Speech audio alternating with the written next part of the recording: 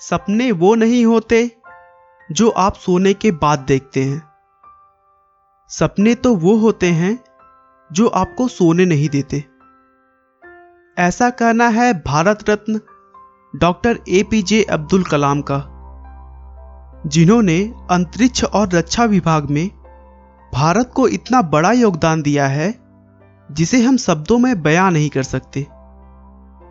रक्षा विभाग में उनके योगदान की वजह से उन्हें लोग मिसाइल मैन के नाम से भी जानते हैं।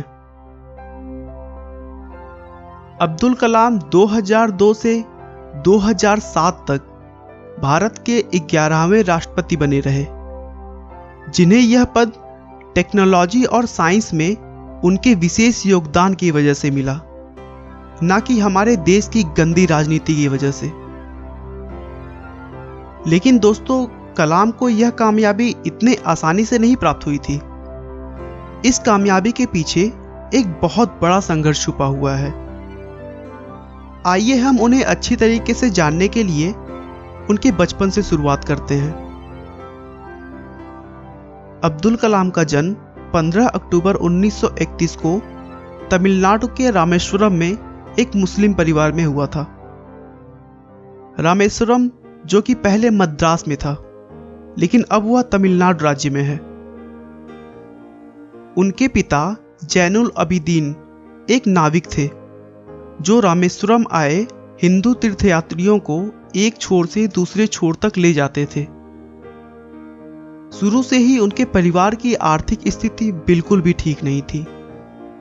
कैसे भी करके 2 वक्त का खाना मिल जाए वही ज्यादा हुआ करता था। आर्थिक स्थिति अच्छी न होने की वजह से अब्दुल कलाम को छोटी उम्र में ही काम करना पड़ा। वह अपने घर वालों के आर्थिक मदद के लिए स्कूल से आने के बाद न्यूज़पेपर और मैगजीन बेचने का काम करते थे। इतने परिश्रम के बाद भी वह अपना पढ़ाई में पूरा ध्यान लगाते थे। उनके अंदर हमेशा कुछ नया सीखने की भूख रहती थी। उन्होंने अपनी स्कूल की पढ़ाई पास के ही एक साधारण से स्कूल से पूरी की और उसके बाद तिरुचिरापल्ली के सेंट जोसेफ कॉलेज में एडमिशन ले लिया, जहां से उन्होंने सन 1954 में भौतिक विज्ञान से ग्रेजुएशन किया। उनके पढ़ने और लिखने की शौक की वजह से उन्होंने पढ़ाई बंद नहीं की और आर्थिक स्थिति अच्छी न होने के बावजूद भी उनके लगन और मेहनत को देखते हुए उनके घर वालों ने पूरा सपोर्ट किया और आगे की पढ़ाई भी करवाई। वह पढ़ाई के लिए 1955 में मद्रास आ गए, जहां मद्रास इंस्टीट्यूट ऑफ टेक्नोलॉजी से उन्होंने अंतरिक्ष विज्ञान या फिर इंग्लिश में कहा जाए तो एयरोस्पेस इंजीनियरिंग की पढ़ाई की। इंजीनियरिंग की पढ़ाई पूरी करने के बाद अब्दुल कलाम रक्षा अनुसंधान और विकास संगठन यानी DRDO में वैज्ञानिक के तौर पर चुने गए। वहां पर कलाम ने अपने कैरियर की शुरुआत भारतीय वायुसेना के लिए एक छोटे से हेलीकॉप्टर का डिजाइन बनाकर किया, लेकिन DRDO में काम करके उन्हें संतुष्टि नहीं मिल रही थी। DRDO में एक सीमित काम होता था जो कि रोज रोज दोहराना होता था और कलाम एक सीमित काम तक बंधे नहीं रहना चाहते थे। कुछ वर्षों तक काम करने के बाद 1969 में उनका ट्रांसफर भारतीय अनुसंधान संगठन यानी इसरो में हो गया। यहां पर वो भारत के सैटेलाइट लॉन्च परियोजना के डायरेक्टर के तौर पर नियुक्त किए गए थे। उस परियोजना को उन्होंने बखूबी सफलतापूर्वक पूरा किया और तभी उन्हें यह एहसास होने लगा कि शायद मैं इसी काम के लिए बना हूं।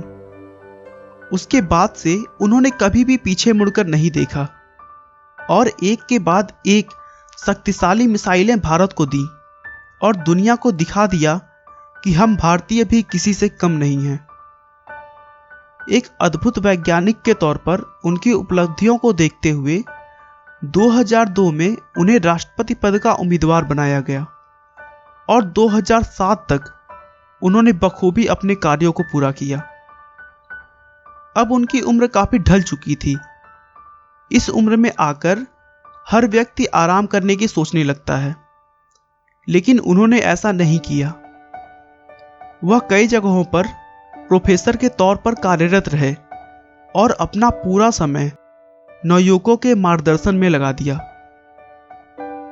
मानवता की भलाई और मनुष्य का जीवन अधिक सफल बनाने के लिए अब्दुल कलाम जी ने अपना पूरा जीवन समर्पित कर दिया और 27 जुलाई 2015 को अध्यापन कार्य के दौरान ही उन्हें दिल का दौरा पड़ा और वो हमें छोड़कर चले गए। दोस्तों, अब्दुल कलाम का कहना है कि जीवन में कठिनाइयां हमें बर्बाद करने नहीं आती हैं, बल्कि यह हमारी छुपी हुई सामर्थ्य और शक्तियों को बाहर निकालने में हमारी मदद करती हैं। कठिनाइयों को यह जान लेने दो कि आप उससे भी ज्यादा कठिन हो। आपका बहुमूल्य समय देने के लिए बहुत बहुत धन्यवाद। इस वीडियो को लाइक करके आप हमारा मनोबल बढ़ा सकते हैं। मैं हर रोज एक नई इंस्पिरेशनल और मोटिवेशनल वीडियो के साथ आता हूं। दोस्तों, अगर आप हमारी वीडियो को मिस नहीं करना चाहते तो कृपया चैनल को सब्सक्राइब कर लें। आपको यह कहानी कैसी लगी हमें कमेंट करके जरूर बताएं। धन्यवाद।